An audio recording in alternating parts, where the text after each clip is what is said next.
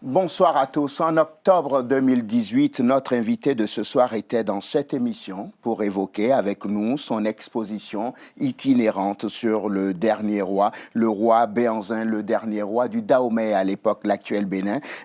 Ce soir, comme dans un droit de suite, il nous fait l'honneur d'être à nouveau dans l'entretien du jour pour faire le point avec nous et surtout parler de ces nouvelles initiatives. Eustache Agounpé, bonsoir. Bonsoir Ben Parizeau. Merci d'avoir accepté notre invitation. C'est moi. Artiste écolo, engagé dans l'histoire et l'environnement, c'est comme cela qu'on vous présente en général, c'est ça? Tout à fait. Ça ne vous déplaît pas? Non, du tout, parce que mon combat a été, c'est réellement le combat que je mène depuis quelques années. Donc, oui. Retracer l'histoire à travers mon travail et puis aussi très engagé dans l'environnement à travers les matériaux que j'utilise. Donc, je pense que c'est tout à fait normal. Depuis la dernière fois que vous êtes venu nous voir en octobre dernier, qu'est-ce que c'est devenu votre exposition itinérante sur le roi Béhanzin? L'exposition itinérante sur le roi Béhanzin continue son cours. Donc, il a été en mois de novembre, mi-novembre à début novembre, mi-octobre à début novembre, je dirais, dans le 71 à Marcigny. Et depuis cette année, donc du 7 janvier au 21 janvier à Villefranche-sur-Saône. Et là, à partir de dans quelques jours, elle va être à l'École normale supérieure de Paris, le 20, 21 et 22 février, avec une conférence le 22 février sur l'histoire du roi Béhanzin.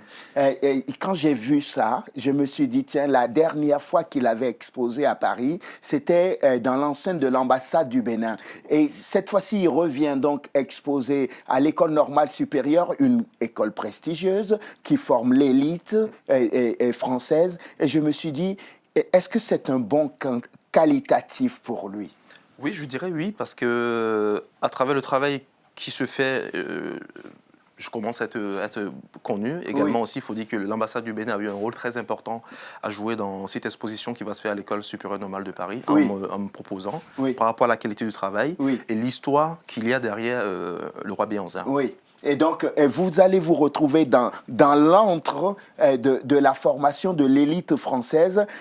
Est-ce que vous espérez secrètement qu'après l'exposition, après cette conférence prévue pour le 22 février, il se passe quelque chose dans l'esprit de ces intellectuels, de ces élites françaises qui vont venir à votre exposition? Peut-être que c'est une histoire méconnue, le roi Béhanzin, par exemple. Tout à fait. L'histoire du roi méconnu, du roi Béhanzin, pardon, et d'ailleurs la nouvelle expo que j'enchaîne, c'est pour répondre à plusieurs questions que les Français se posent, et les Occidentaux notamment se posent. Donc c'est pour apporter des réponses, et je pense que c'est un pont méconnu, comme vous le disiez tantôt, de l'histoire de France.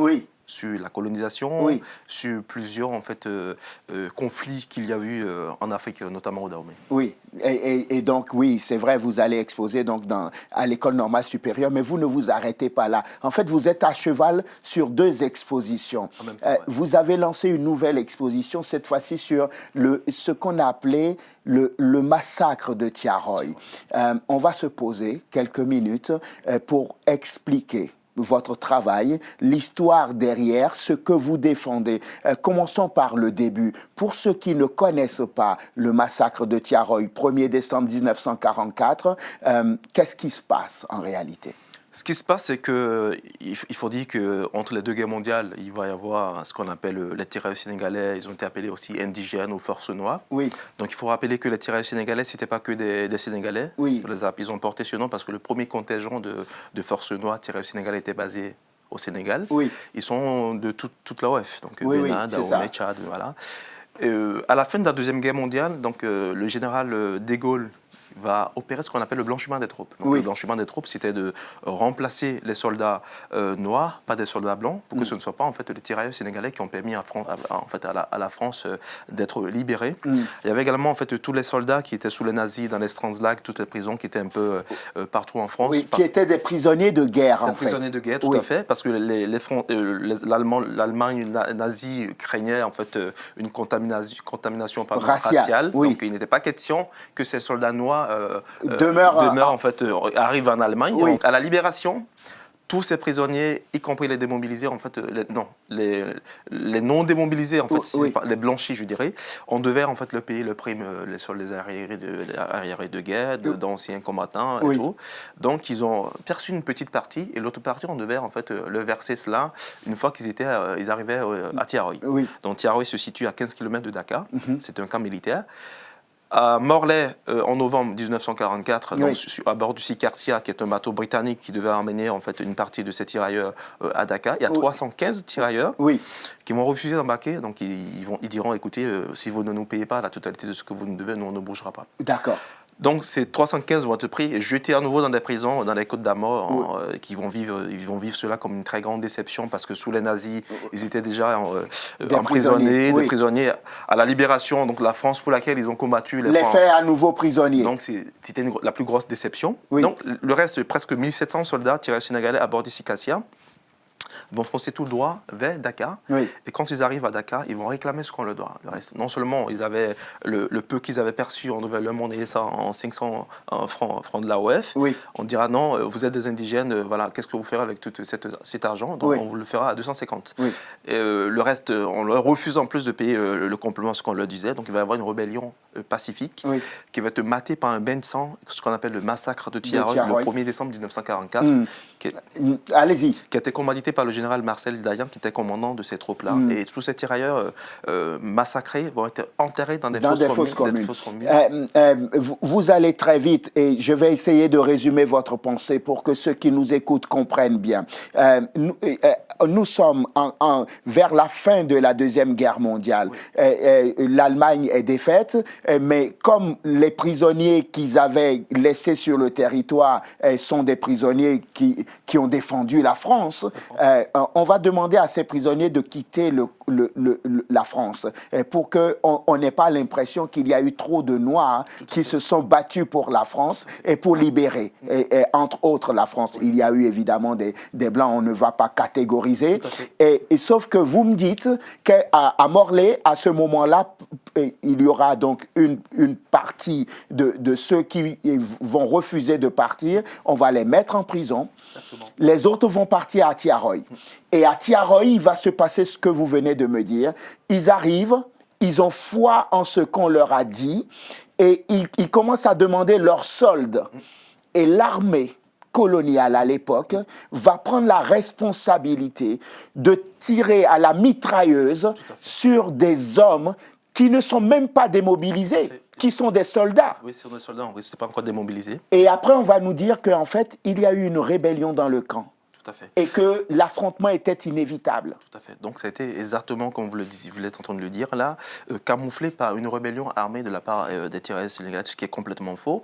Dans la thèse donc, du général Marcel Dayan, donc, dans ses rapports, il dira qu'il y avait 35 morts sur le champ et après 35 autres blessés qui ont succombé à l'Allemagne, donc 70 morts.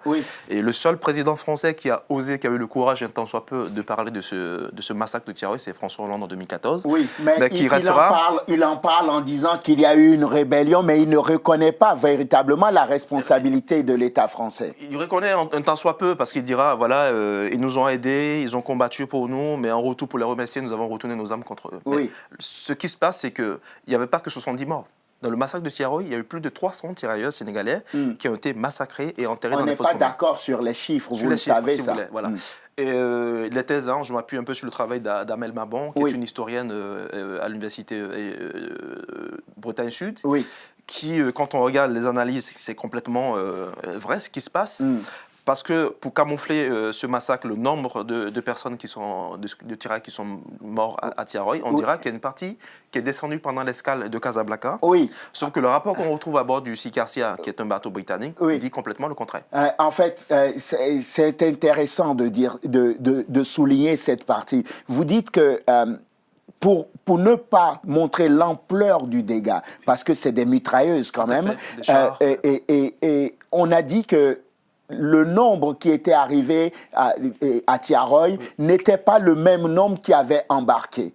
Et ça veut dire que, évidemment, s'il n'y a pas le même nombre, donc la thèse des 70 morts peut être justifiée. Vous pensez vraiment qu'ils ont maquillé les chiffres? Je pense que ça a été maquillé, oui, les chiffres ont été maquillés. Parce que quand on parle de mitrailleuses, quand on parle de chars, on ne peut pas parler de 70 morts. C'est pas possible. Vous savez que ceux qui défendent cette thèse sont qualifiés de complotistes. Vous le savez, ça? Je le sais, je l'assume complètement parce que les faits sont là. Aujourd'hui, il y a des témoins. J'ai Antoine Abibou, qui est d'origine béninoise, dont le fils aujourd'hui se bat encore, Yves Abibou. Donc il a eu des témoignages, il a entendu son père lui raconter et réellement ce qui s'est passé. Donc Antoine Abibou dira, voilà, on n'a pas été, en aucun moment, il y a eu une rébellion. Et quand on prend tout ce qu'il y a autour du camp de Tiaroy, on sait très bien, voilà, autour de ces baobabs-là, qu'il y a des fausses communes qui sont là. Et aujourd'hui, ce qu'on demande, c'est que ce soit l'État français et l'État sénégalais qui prennent la responsabilité de pouvoir exhumer ces corps pour qu'on sache réellement ce qui se passe. Parce qu'aujourd'hui, quand on arrive au Sénégal, notamment les villages qui sont autour de Tiaroy, il y a beaucoup de familles qui aujourd'hui n'ont pas encore fait leur deuil. Il y a des plaies qui sont laissées à vif. D'où il est important le travail que je fais aujourd'hui. Et donc cette exposition raconte ce pan méconnu de l'histoire de la France. Pourquoi on n'enseigne pas véritablement ça en France d'ailleurs? Je pense que c'est une partie du sombre de l'histoire dont la France n'est pas fière. Et je pense qu'il est important que l'État français puisse dire la vérité aux Français sur son histoire, sur comment est-ce que la France elle a été construite, sur ceux qui se sont battus pour la France. Et c'est, comme je le disais, pour répondre aux questions que beaucoup de Français se posent. Parce qu'aujourd'hui, on se demande pourquoi on a autant de Noirs qui nous envahissent en Afrique, en France, pourquoi il y a aussi beaucoup d'étrangers. Et moi, je dis souvent que voilà, quand on parle le français fait partie du patrimoine culturel, la langue française fait partie du patrimoine culturel français. On parle de la francophonie. Et du moment où on a cette langue en partage, on peut se réclamer enfant de la République française. On peut se réclamer enfant de Marianne, parce qu'il y en a qui ont versé le sang pour la France, il y en a qui se sont battus pour la France, pour que la France soit ce qu'elle est aujourd'hui. Eustache Agumpey, quand je regardais vos travaux et les nouveaux tableaux que vous exposez, je me suis dit... est-ce qu'il n'en a pas un peu marre, pardonnez-moi l'expression, de revenir sans cesse sur l'histoire coloniale? C'est du passé, on peut aller de l'avant, non? Vous savez, j'ai eu cette même question qui m'a été posée à Villefranche quand j'ai exposé sur le roi Béranzin. Un monsieur qui m'a dit, écoutez, je pense qu'il faut tourner la page parce que voilà, c'est la colonisation, on est passé à autre chose. Je lui ai dit, mais écoutez, je vous donne un exemple. Vous avez votre femme et vos enfants qui partent en vacances, qui au retour, je ne vous souhaite pas cela, et qui a un crash et que vous ne savez, il n'y a pas d'épave d'avion, vous ne savez pas parce que le corps est passé, on ne retrouve pas l'avion, il n'y a aucune expertise qui dit réellement concrètement ce qui s'est passé. Même après 10 ans, vous ne ferez jamais votre deuil. Quand vous allez entendre votre sonnette, la sonnerie sonner chez vous, vous direz, est-ce que c'est pas ma femme et mes enfants qui sont en train de rentrer? Mais le jour on dit concrètement ce qui s'est passé, on tourne la page, on fait son deuil. Et c'est exactement ce qui se passe aujourd'hui. Quand on prend l'histoire de la colonisation, on prend l'histoire de l'esclavage, on prend l'histoire liée au massacre de Tiaroy, il y a beaucoup de non-dits. Et il y a Biram Senghor, qui est l'enfant de Mbap Senghor, qui a été tué dans le massacre de Tiaroy, qui a 81 ans aujourd'hui, continue de se poser des questions. Il ne sait pas où est-ce que son père a été inhumé dans ce massacre-là. Et pour une personne, malgré des décennies, qui se pose encore des questions, aussi longtemps qu'on se pose des questions, on ne peut pas tourner la page de l'histoire. Il faut que la France avoue ces crimes-là et il faut que la France reconnaisse la part qui était sienne dans ces affaires-là. Et je pense qu'à partir de ce moment, on pourra tourner la page. Il y a un aspect de Tiaroy qu'on n'évoque pas souvent, c'est qu'il n'y a pas eu que ces hommes massacrés. Pour justifier le massacre ensuite, on nous a dit, et en tout cas les thèses officielles disent qu'il y avait des meneurs de cette rébellion. Et ces meneurs vont être condamnés par la justice à peu près une dizaine d'années de prison pour des innocents finalement. Tout à fait. Non seulement ils n'ont pas été payés, ils n'ont pas reçu la mention mort pour la France. Antoine Abibou, par exemple, sur lequel j'ai travaillé, qui fait partie de mes sujets, lui a été condamné, comme vous le disiez, à 10 ans, gracié 2 ans après, il va décider en 81. Mais toutes ces personnes-là, rébellion armée, ce qui est complètement faux, parce que dans le rapport du général Marcel Dayan, je pense que si les tirailleurs avaient ouvert le feu, comme il avait dit, on aurait pu retrouver des douilles de balles en fait, dans son rapport qu'il a eu à faire pour justifier ce bain de sang. Ce qui n'est pas le cas. C'est incroyable ce pan de l'histoire qu'on ne connaît pas. J'ai vu vos travaux, j'ai vu les photos, j'ai vu quelques tableaux et je me disais, comment il a réussi? D'abord, juste petite curiosité, vous avez utilisé les mêmes matériaux que lorsque vous avez fait les tableaux du roi Béhanzin? Les mêmes matériaux, mais ça a beaucoup plus évolué parce qu'on a su un travail beaucoup plus coloré sur, sur le roi Béhanzin, parce qu'il faut dire que sur le travail du roi Béhanzin, j'étais en quelque sorte en train de tester ces matériaux naturels. Oui. Donc on a très peu de couleurs. Et là, sur ce travail de tirage sénégalais, c'est un travail très coloré. Donc, on est sur de la terre, du marc de café, du charbon de bois, du bleu d'outre-mer, des pétales de fleurs. Donc, on a beaucoup plus de couleurs du marc. Voilà. Oui, vous continuez dans cette voie, en fait. Je continue dans cette voie-là pour sensibiliser également sur notre environnement. Alors, j'ai trouvé une curiosité. En plus des tableaux, vous avez sorti un nouveau livre qui raconte Tiaroy, et préfacé d'ailleurs par Madame Arbel, c'est ça. Comment elle a réagi quand vous lui avez demandé de préfacer votre ouvrage? Entre complotistes, pardonnez-moi. Mais non, on défend juste une cause qui est noble et juste. Très ému par la qualité du travail, très ému par l'histoire que ces œuvres exportent. Il faut dire qu'Amel Mabon se bat pour Tiaroy depuis plus de 20 ans. Consacré toute sa vie, une grande partie de sa vie pour Tiaroy. Donc c'est un plaisir de trouver aussi des artistes comme moi qui s'engagent pour retracer l'histoire et dénoncer ce gros mensonge d'État.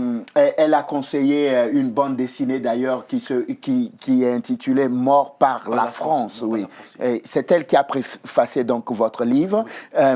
Et ce livre est particulier parce que, en même temps, en fait, vous avez pris des figures emblématiques et vous en avez fait des portraits.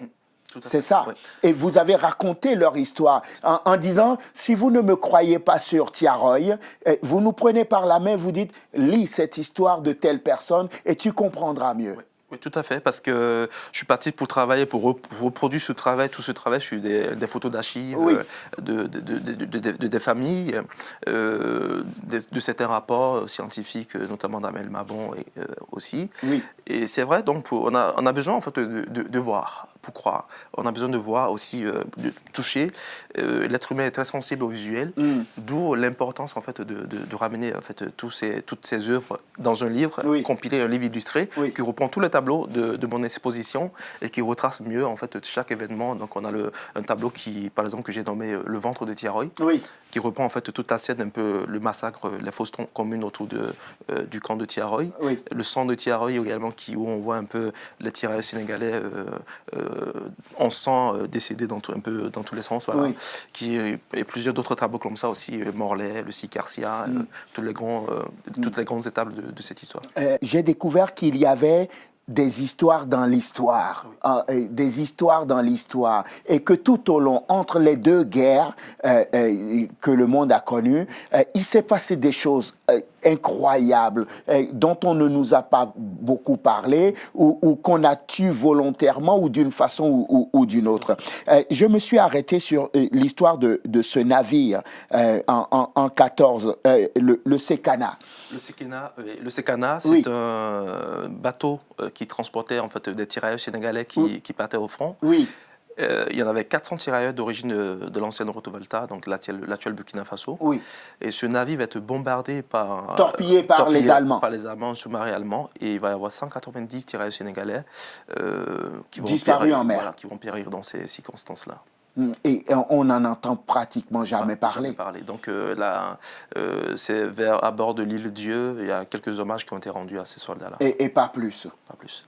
Et quand on travaille sur ces œuvres, d'abord entre parenthèses, comment votre travail a-t-il été accueilli? Avec beaucoup de satisfaction pour moi et puis pour les visiteurs. Donc la première exposition Appareil Mondial qui devrait durer 2 semaines, elle n'a duré qu'une semaine pour des raisons personnelles à la Tour Saint-Nicolas. C'était très accueilli. J'ai reçu la Ligue des droits de l'homme, la section de Appareil Mondial qui a très apprécié le travail. Les visiteurs étaient très émus sur une histoire qu'ils ne connaissaient pas. Ils étaient scotchés, il y en a qui n'ont jamais entendu parler, vous imaginez, des tirailleurs sénégalais. Une histoire qu'ils n'apprennent pas à l'école, qu'ils découvrent comme ça en fait, à travers une exposition. C'est choquant. Choquant pour eux, et en même temps, ils découvrent une facette de l'histoire de la France. De leur pays et qui ne connaissent pas. je regardais ces portraits que vous avez publiés et je me disais, oh là là, à force de remuer le couteau dans la plaie comme ça, il va se faire beaucoup d'amis. Non, des ennemis, je dirais, parce que beaucoup d'amis, non. En même temps, ça plaît pas. Je pense qu'aujourd'hui, si voilà, les défenseurs de la thèse de 70 morts à Thiaroye m'entendent, ils vont dire mais il est complètement à côté de la plaque cétatiste, oui. alors que ce que je dis est complètement réel et vrai. C'est comme quand il y a des élections et qu'on demande, il faut recompter les chiffres. Donc, il faut juste voilà, exhumer les corps pour qu'on puisse être voilà, réellement sûr s'il y a vraiment 70 morts. Il y en a plus, beaucoup plus. Vous savez que ni l'État sénégalais ni l'État français n'accéderont jamais à cela. Il y a ceux qui veulent même un procès en révision pour laver la mémoire de tous ceux qui ont été condamnés à tort. Mais dans quel monde vivez-vous? Ça n'arrivera pas. On se bat et on reste positif. Je pense qu'on ne peut pas dire que ça n'arrivera pas. Il y a eu des faits qui ont été reconnus des années plus tard. Je pense qu'il faut qu'on continue à se battre, il faut qu'on continue à parler de cette histoire. Oui. Et à un moment donné, ça va se faire. Il faut que les Africains, il faut que les concernés se lèvent et qu'ils, comme moi, je le fais d'ailleurs, et qu'on continue à en parler. Parce que la France a très souvent installé en Afrique des chefs d'État, des marionnettes, en fait, des préfets de région en Afrique qui voilà, ne sont pas pour le peuple, qui mettent en exergue des projets ou des choses en fait qui arrangent l'Occident, la France, et qui leur permet eux de rester dans leur posture de chef d'État et dans le aise, quoi. J'imagine que vous aurez d'autres dates et des expositions ailleurs. Tout à fait. Donc il y a d'autres dates des expositions ailleurs. Il y en a celle de mois de mars. J'ai toute une expo dans le mois de mars que je suis en train de suspendre. Oui. Non, voilà, qu'on a suspendu pour le moment. Et ça va s'en suivre. Normalement, donc au Bénin, au ministère des Affaires étrangères, va accueillir l'exposition sur le roi Béhanzin en mois d'avril. Et là, actuellement, on a reçu l'accord de principe du ministre des Affaires étrangères, que je remercie d'ailleurs. Et puis voilà, ça va suivre. Il y a d'autres expositions, mais je les garde en secret pour le moment. On va conclure cet entretien que nous avons sur Thiaroye. S'il y avait quelque chose au bout de votre travail, qu'est-ce qui vous a le plus marqué? S'il y avait quelque chose à retenir de cette exposition, du travail que vous avez effectué, de ce livre que vous avez écrit pour compléter l'exposition, quel est le sentiment qui reste quand on a parcouru ce chemin presque méconnu pour les uns ou très peu connu pour les autres? Je me dis qu'il faut continuer à se battre, il faut continuer à dénoncer l'injustice. Oui. Pour que la vérité triomphe. Il faut que les Africains s'unissent, parce que je dis l'Afrique est le berceau de l'humanité, l'Afrique regorge de beaucoup de ressources minières et reste quand même un continent très pauvre. Je ne peux pas comprendre que le Niger et le Mali, qui ont de l'uranium, qui permettent à la France et au train, au métro, au RER de rouler, soient dans l'obscurité, qui n'ont pas d'électricité. Je ne peux pas comprendre que le Centrafrique puisse avoir du diamant qui est extrait et pillé depuis des siècles et des décennies, soit quand même reste un pays quand même divisé, où un taux de pauvreté est quand même très élevé. Je ne peux pas comprendre qu'au Congo, des enfants sont travaillés dans les mines de coltan pour qu'on puisse avoir de très beaux téléphones et que les métros puissent continuer à rouler. Vous en avez aussi, non? Oui, le mien, ça fait 5 ans que je l'ai, il est complètement cassé d'ailleurs, donc ça me va bien, il fonctionne. Donc voilà, j'essaie de ne pas être trop consommateur. Voilà. Je sais d'où ça vient, toutes ces choses-là. D'où, je pense que toute l'Afrique, on devrait s'unir. Le jour où tous les pays d'Afrique, les 54 pays que nous avons, s'unissent d'un seul homme et d'une même voix et qu'on met à côté les problèmes ethniques, culturels, traditionnels et qu'on comprenne qu'il est temps que nos matières premières soient transformées sur place. Je pense qu'il y aura de travail en Afrique et moins d'immigration vers l'Occident. En fait. Très bien. Estache Agumpé, merci beaucoup. C'est moi qui vous remercie. Merci. Je rappelle que vous êtes un artiste écolo, engagé dans l'histoire et l'environnement. J'aime bien vous présenter comme ça désormais. Ça me fait plaisir. En ce moment, vous organisez donc une exposition consacrée aux tirailleurs sénégalais morts par la France le 1er décembre 1944 au Sénégal, à 15 km de Dakar, la capitale. Et parallèlement, du 20 au 22 février prochain, vous organisez une exposition sur le roi Béhanzin à l'École normale supérieure, une expo qui s'achève donc le 22 février par une conférence sur le même thème d'ailleurs. Très bien. Merci infiniment d'être venu dans l'entretien du jour. Merci à vous de nous avoir suivis. Je vous souhaite de passer une excellente suite de programmes, évidemment, sur Télésud. On se retrouve demain pour un nouveau numéro de l'entretien du jour et d'ici là, portez-vous bien. À demain.